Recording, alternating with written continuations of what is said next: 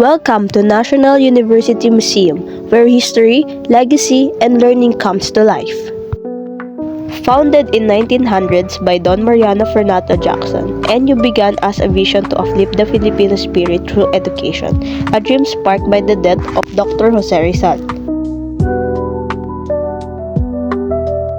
This statue of Don Mariano Jackson stood out to me not just because it was made by national artist Guillermo Tolentino, but because of the birthmarks it carries from the 1998 fire.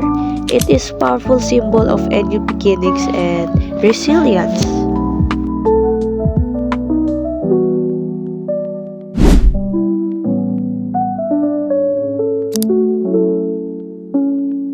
These portraits of NU's presidents also caught my attention. Each one represents a leader who continued Jackson's belief in education, making NU stronger through the years.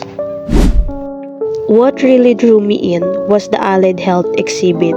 Seeing old microscopes, anatomy books, and animal bones reminded me how NU has long prepared students for real-world science and care.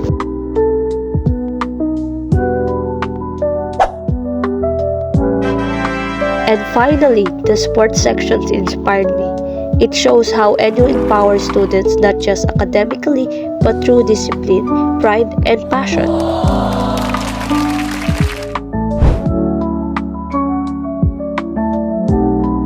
Inside the museum, you'll find the balls that has signed from each of the varsity players.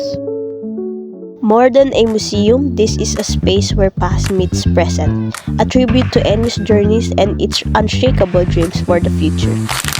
Here in NU Manila branch, you'll find DMFJ Monument, NU Historical Marker, the significant NU Bulldog statue, and the oldest existing building that made a great impact to the contribution of the existence of the history of National University institution. I hope you consider visiting National University Manila branch. Thank you for watching.